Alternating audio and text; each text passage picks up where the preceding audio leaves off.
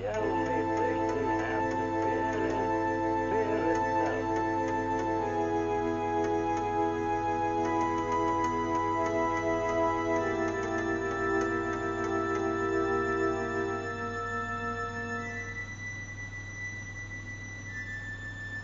Alrighty, are you ready for my latest, Yeah. I see you put on your sci-fi cape.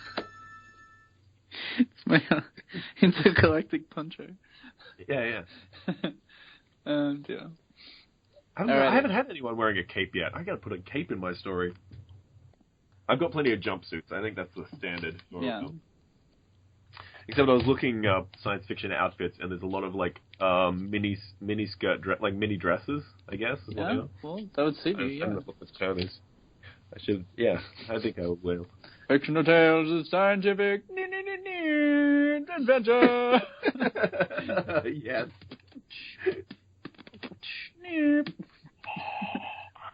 Yeah, there we go. Alright, this story is called Seeing a Star by Jack Morgan, or Mac Jorgan, which will be my writing name. Hello, Mac Jorgan. How's it going? Hello, I'll read this entire story as a Scotsman. Cajun descended the great stairwell slowly. A shard of metal he had found stretched out in front of him. His flowing beard... His flowing chest hair. his tight kilt, which had shrank in the cold Arctic waters, His tam o' shanter fluttered in the airless confines. All right, I'll back out of this. I can do it in Scott voice if you want. That's lovely, and if you want to, go for it. I'm going to push you either way. I think I read in a different voice every week.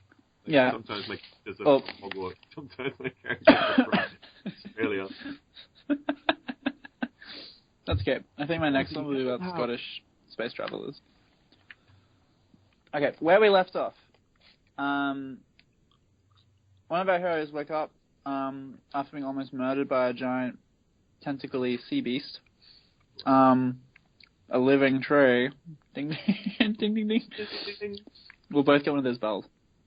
To find that she was found in a completely different part of the dome complex by survivors of whatever has destroyed the dome. We're unsure what is real and what is a dream to a certain extent as well. Indeed. In such an unreal experience, people don't believe her.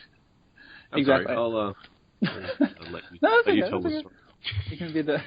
Let me tell my story? Okay. All right. Yeah, you probably know it better That's than I okay. do. Look, I'll just do this. Yeah. Slowly. Something about Jamie Lee Curtis inside a blackened room, reduced fat. So one of them was rescued and was gearing up to go out and find out just what has happened to the dome. And our other hero, Kaijin, miraculously survived the flyer crash into the oceanic platform superstructure and has found a hole in the side of the building and is climbing down into the depths. Mm-hmm. So, hard to tell who is more screwed at this point. That's it. And I'm going to be Nolan North. Kaijin descended the great stairwell slowly. A shard of metal he had found stretched out in front of him. 2 shoulder lights on his armor lit the way ahead, but the curve of the stairs reduced his world to a mere 10 meters across. Normally, this trip would take 5 minutes in the central cargo elevator, but he'd been walking for half an hour already. The pain he had felt in his thigh had flared, slowing his advance. Deep groans from below slowed him even more. He kept telling himself it was just the shifting metal of the superstructure, normally drowned out by the bustle of machinery and hundreds of people and voices. But part of him still wondered what had brought down the flyer, and if it was down here with him. It must be some kind of weapon, he assumed. The beam, that signal that had blasted them out of the sky and destroyed the circuitry, hardened as it was to EMP and radiation. His suit still worked, only because of the physical failsafes. The software was dead. Primitive motors in the joints kept the half-ton of steel and ceramic moving. but he had no comms, no HUD, nothing advanced or really useful. If he could find a circuit board down here or an engineer, he could probably fix it up, but if the pulse or its user returned, it would be pointless. He still kept it on, though. Better to have bulletproof ceramic than not. Another groan emanated from deep down the stairwell. He paused. While most were the steady, solid rending of metal grinding against rivets or bolts, this was high-pitched and erratic. Again the sound came, and the sharp sounds of steel striking steel echoed up the tunnel. Something was coming up. Something big. Kaizen fought back panicked and gripped his metal stake with both hands. The servos in his suit protested as he shrank into a fighting pose. Magnetic strips usually held the suit plates apart and manipulated them with silky smooth precision, no matter which direction he moved in, but these motors were only really comfortable moving in one way. It was trudge or nothing. He tensed as the sound rumbled up, just around the corner, and his shivering lights sent tentacles of darkness scattering over the walls. The shadows surged around the corner, and Kaijun lunged forward, screaming and stabbing in the same instant. His blade stopped just short of a creature's eye. A creature's not much bigger than a badger. Ding, ding, ding, ding, ding, ding, ding, ding, ding, ding, ding. We have contact. Excellent. The critter froze as it saw him and his blade. It must be some kind of house pet. Fucking hell, Kaijun breathed, and let his makeshift blade clatter on the stair. The creature darted past him and up into the darkness. Kaijun watched it go, frowning. Why would someone bring that little guy down here? Not natural habitat at all, Kaijun mused. What are you running from? He felt something tickle his ankle and looked down. A thick black tentacle had wrapped around his ankle. With a shriek, Kaijun's leg was yanked up beneath him, and he slid down the stairs and into darkness. Poor Kaijun.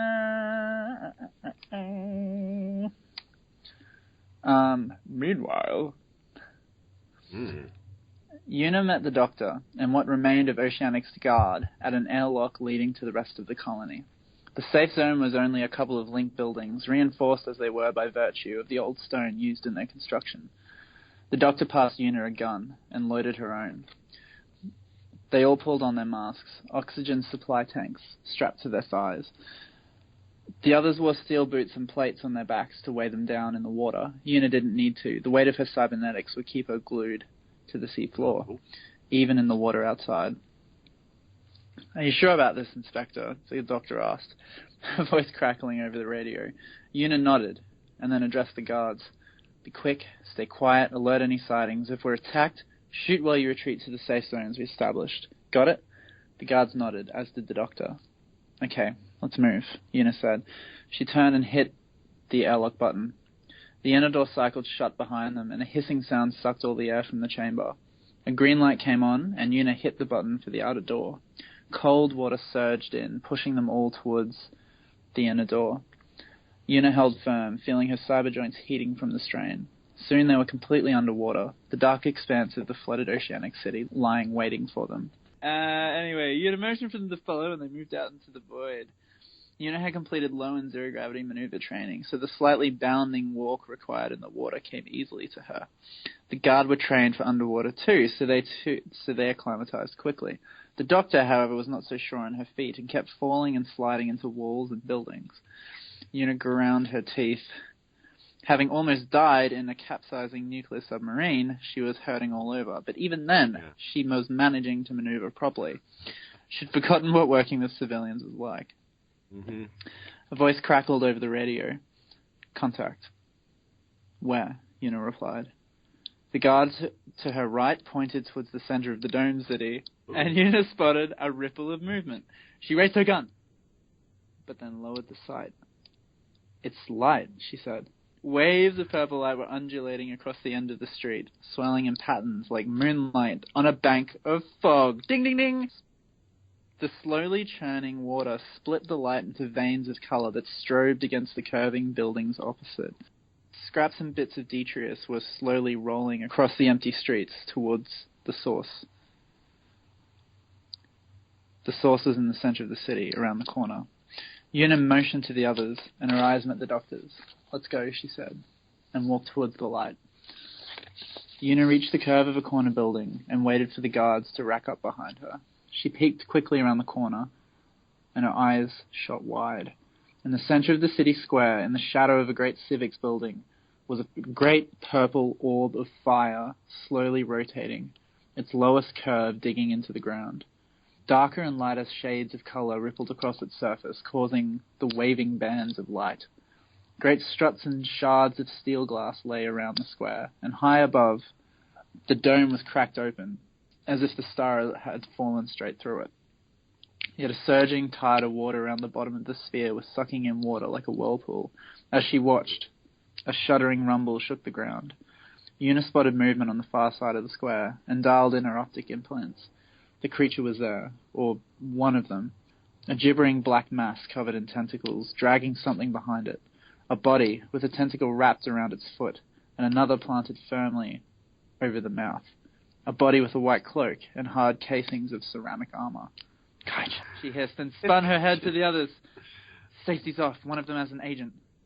She turned back to see the creature reach the edge of the purple star. It began to pulse, and Una held up her hand to begin the charge, but the creature suddenly folded forwards towards the ground. No, not folded. It bowed. Bowed to the star. Una hesitated, and in that instant the creature hurled Kaijin's body into the flaming sphere. Oh, Kaijin! And then it'll be continued next week. That's Oh, wow. That's what gripping. I got. Yeah, very nice. Thanks, man. All right. Are you ready for my story? I was born ready. Fictional Tales of Scientific Adventure present The Incredible Mother of Academic Aphaxia by Governor Frog. That's me. Dante Fadali, the Aphaxian academic, had a paper due on the military applications of the iridescent funk parrot of 6501 Sedna 4. He was hunched over his computer, furiously typing with fevered tentacles, while his robot provided him with study snacks and reconstituted orange drink. Dante's ship was a Carausius-class science vessel, named Morosis after his mother, a Aphaxian who was held in high regard by the intergalactic scientific community.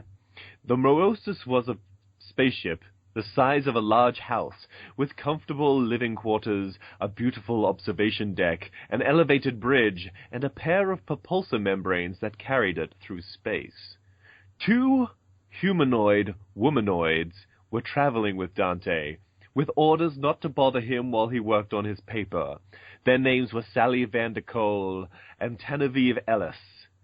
Sally was a cyborg, with a mechanical left arm and a mostly metal face. She kept her blonde hair short and wore a red baseball cap over it. She was once a janitor for an orbital station, but had aspirations of becoming a student at Intergalactic University. Genevieve Ellis was a scientist, too. She had been an engineer in the Warp Drive Research and Development Department of the Black Dove Family Corporation, but was now on the run from her employer. She had long, black hair that she wore in a ponytail. She was wearing one of Cyborg Sally's spare jumpsuits. Cyborg Sally and Genevieve Ellis were in the pilot and navigator chairs, respectively. The Morosis's autopilot was on, so the 2 womanoids were having a conversation. "I was working on a new kind of warp drive," Genevieve said, eating a slice of soybean and radish pizza. "One that compresses the object into the size of a particle and then launches it through warp to the target coordinates." "You made a teleporter?" Cyborg Sally asked. "Yes, but I guess that it happened so organically that I didn't realize what I had created until I appeared on 6501 Sedna 4. "Is it attached to your chest?" "No, it's far too big for that. My machine is the size of a large planet. It took years to build, and I have no idea where it is, only that it is in warp space." "Warp space?" "It's crazy, I know, but I didn't have any planning approval for my machine to be built yet. I figured that I'd test it before I revealed it to my employers." "What went wrong?"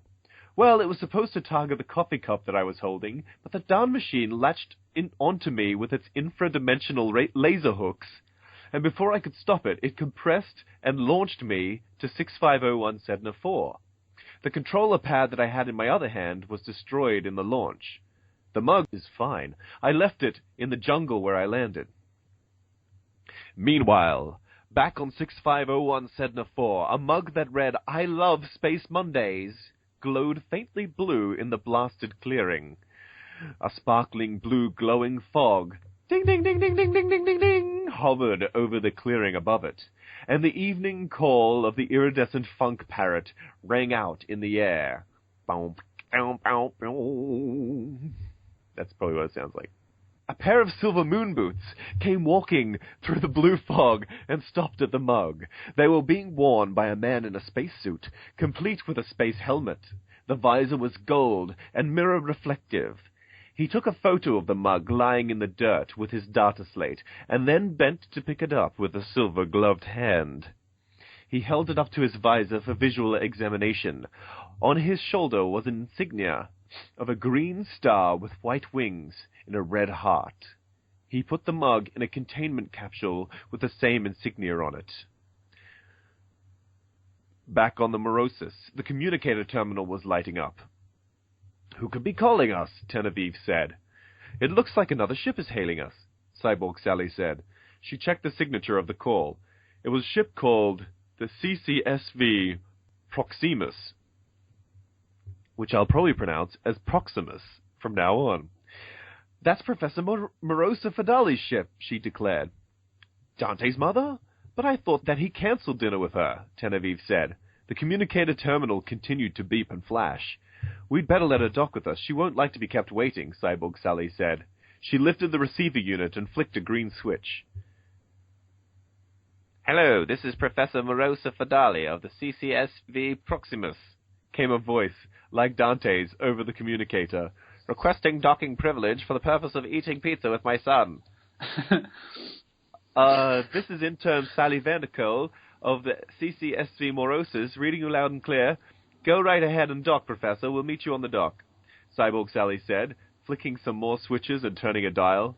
The Proximus locked its flight path to follow the Morosis, and then launched a shuttle which docked on the undercarriage of the Morosis. Cyborg Sally went to meet Dante's mother, while Genevieve went to Dante to warn him that his mother had arrived. "No, no, no!" Dante cried when he heard the news. 31N was supposed to cancel the appointment. 31N had scuttled over to the corner and was looking sheepish. His little head was bent forward, and he had some of his eyebrows angled in a sympathetic way. Error, he said. I am sorry, Professor, but she is your mother and also my official master. She would not want to be cancelled upon. Processing. Also, you promised Cyborg Sally that you would speak to your mother about getting her a scholarship at Intergalactic University. Error. Sorry. Dante sighed, massaging his head with his tentacles. Then he saved his progress on the paper that he was writing and put his lab coat on. "Well, I'd better have this dinner then, I guess," he said. Then, looking up at the chronometer on the wall, he said, "But dinner will finish at 7 p.m. space-time, understand? I have to finish and submit this paper on the military applications of the iridescent funk parrot by 9 p.m., and I've only got the introduction done." 31N, yeah, we've all been there. 31N. Oh, we have. I'm not even sure about the introduction either, Dante muttered, trying to smooth down his chestnut-colored fur in a bid to look more in control of his life. Cyborg Sally had shown Morosa Fadali and her assistant to the observation deck, and the table had been laid for a delicious pizza dinner. Morosa Fadali looked like a badger. Ding, ding, ding, ding, ding! Ding, ding. Except with shiny black tentacles instead of limbs, and 8 eyes. She wore a long evening dress in red, and had a tiny nautilus shell amulet on a necklace around her neck. She was taller than Dante, being slightly larger than a Labrador. Her assistant was taller again, being a muscular reptile. He was wearing a dinner suit and had a cavalry saber on his hip. The end. Ooh. Oh my God, will he submit the paper? Yeah, that's the real cliffhanger of every episode. Since like the very first one. Please don't let him get an extension. I couldn't take the I know. stress. He hasn't applied for extensions yet. I kind of imagine that he would have, but maybe he didn't receive them. Oh no. They were like, you can't get a 5th extension. Yeah, exactly. Like, it's pretty clear what the military applications of the iridescent fog parrot are. Yeah. Yes. Like, this Write is them down. due. Yeah. The amount of time this project has been due is greater than the amount of time that you've studied for your doctorate. yeah, exactly. It's like his first year, his assignment was due in first year, and he just never did it. Yeah. No, like, He's doing his bachelor's of space biology. Oh, man.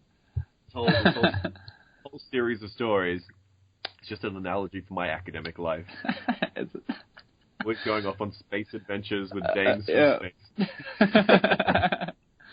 God.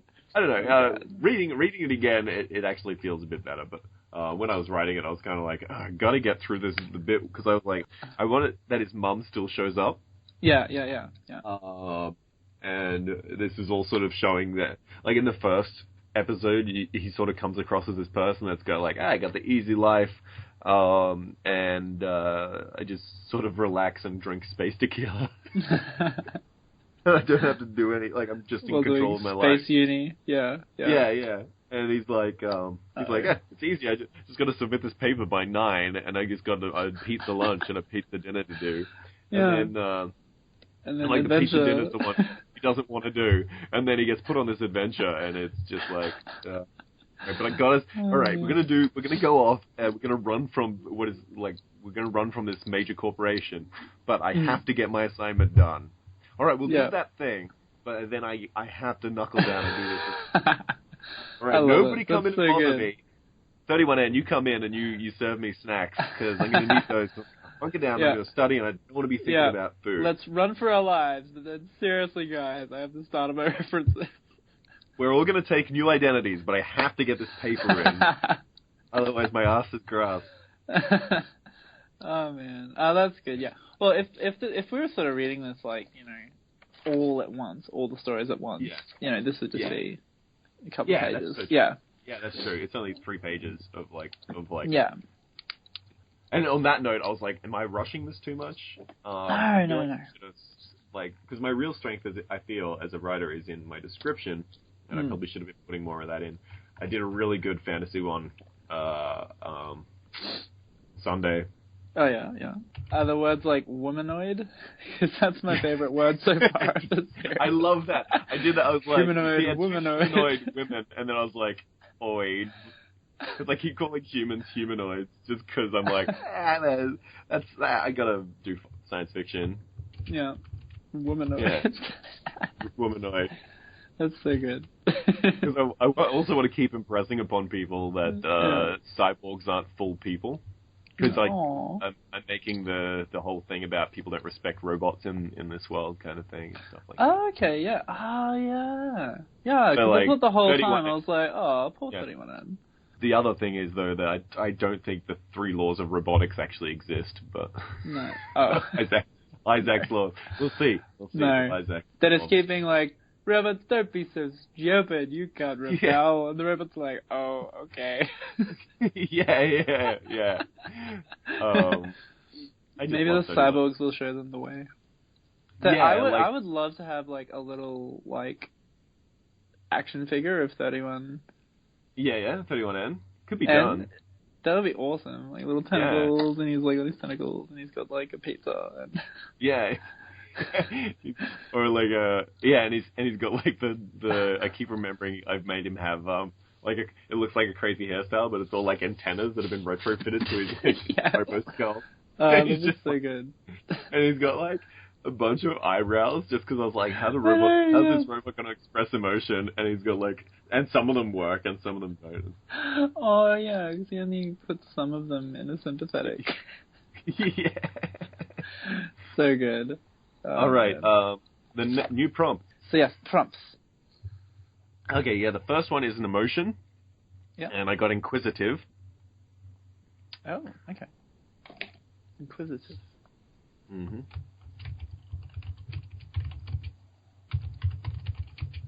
Cool. It's interesting. Mm-hmm. And the second one is a man-made structure. Oh, okay. Whoa. So it's taking a bit longer to find. I'm amazed that these generators exist. Yeah, they're really cool. It's good once you've found all the ones you need, and then it gets easier. Yeah. Ah, cool. A data vault. Oh, An abandoned data vault. Is that okay? That's awesome. Yeah.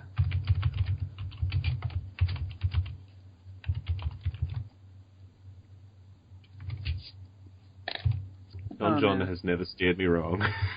Actually, it has. Yeah. I should have actually checked on that as well. Oh, it's Don John the random generator. Yeah. Oh, cool. It has steered me wrong in the past because sometimes it isn't as random as I was like, nope, we're cool. Sweet. An inquisitive data vault. Do you think horses have accents? Apparently animals have accents. Really? Based on where they live? Yeah. Oh my god, really? Yeah. I think the main study they've done is on cats, but yeah. Yeah. Well, I'm gonna look that up. No way. That's awesome. I wonder if ants have different pheromone accents depending on. Yeah, probably. And if smaller animals have a greater diversity of accents because they don't go as far. Do you know what I mean? Yeah. Some horses are like, nay, and other horses are like, nay. Nah.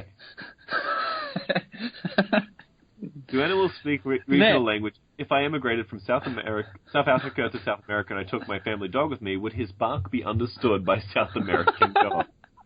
Answer, Helen. Good question. Animals do indeed. Some of them do have regional accents, if you like, or dialects, and whether or not your dog would understand another dog might come down to breeds rather than necessarily where it's living in the world. But yes, animals do. We know that some birds have regional accents, some amphibians do, and if you jump into the oceans, there are sea creatures there that definitely have different languages and accents of their own. And that is the whales and dolphins, the cetaceans. And various studies have shown that if you listen to the sound that some of these great whales are making, you can actually work out pretty well where it's from. Blue whales are one example, and scientists have worked out that there are about 9 regional populations of blue whales that seem to have their own distinct languages. No way. And so that might be something that has implications for things like conversation. Maybe we have to think about those 9 populations as being slightly separate and different. Chris says, Is that because the baby whales learn to speak by imitation from parents and that's how regionality arises? Helen says, probably. I mean, we know so little really about these amazing creatures given the huge areas of ocean that they live in, things like that. So these sorts of questions we don't yet know. For example, we also don't know if they could understand each other between these regions. We don't know that yet. Killer whales are another example of fantastical regional dialects. Along the eastern Pacific coast of North America, there's been a lot of study of killer whales living around Vancouver and Alaska, and these guys also have regional dialects. In fact, you can tell whether or not the individual killer whale belongs to a residential population, whether it's a transient individual that's coming through, or whether it's one from offshore, because all these different killer whales basically speak with different accents, a bit like different accents throughout the UK. We could tell where someone comes from by the way they sound. I think this is fantastic. They've also shown that there's a genetic link, which is fantastic, which shows that there seems to be some way that killer whales can tell how related they are to each other, and therefore try and avoid the problem with things like inbreeding just by the way that they're talking to each other. So I think that's really fantastic. Fantastic. That's a lot of fantastic. Yeah. Wow, that's amazing. Gee whiz. Yeah, because, you just think that dolphins will just be like, and they all understand. But, I mean, if someone said that to me, I'd be like, I don't understand. Dolphins. Yeah. But, if someone comes up to you and says, how you doing, you big Jesse? You're like, I understand Yeah. that guy, not from around here. Yeah.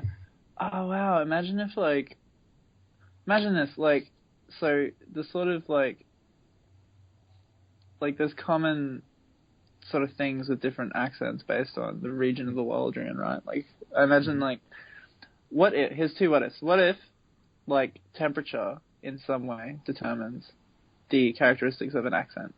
So like if all the sort of northern countries and all the equatorial countries had things in common, would that also apply to animals? Yeah, probably. Yeah, because I mean, do we use vowels more or less than other populations? And there's a thing about where I don't know, this is less scientific than what I was just talking about with animals, but with people they have different the different regions depending on the weather and the dryness and everything like that. There are certain things that are in common. So they talk about how all of Asia has similar roots to itself, in that a lot of Asian there's like an Asian block of countries or whatever that you can trace them all back to what must have been one of the first Asian languages. Okay, yeah. And all of the Western ones, including Africa and stuff, all traces back as well to one. So but they can't really find a link between those two. Anything strong.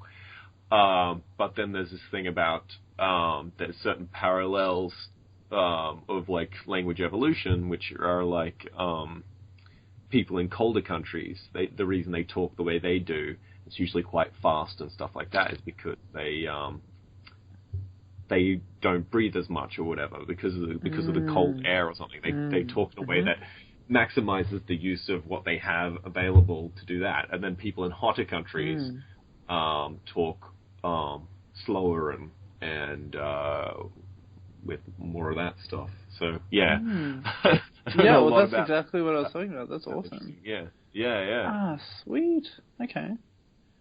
There you go. So, and I guess would that apply across species? So, yeah. I wonder if it does. I wouldn't be dolphins surprised. that live in colder parts, they're and ones south are whoa. Yeah, probably. I would. Wow. Because it's weird how evolution is just at some point that got someone killed. They're talking too slow. They're talking too slow, and then bang. And then it's either they got killed or nobody reproduced with them. All right. Hey, you ain't talking fast enough, honey. Yeah, that's it. In the Scottish fast talking competition, I'll only make love with a victor. Anyway. Oh dear. Cool. Wow. Yeah. Sorry, I might stop recording after all of that. Oh yeah.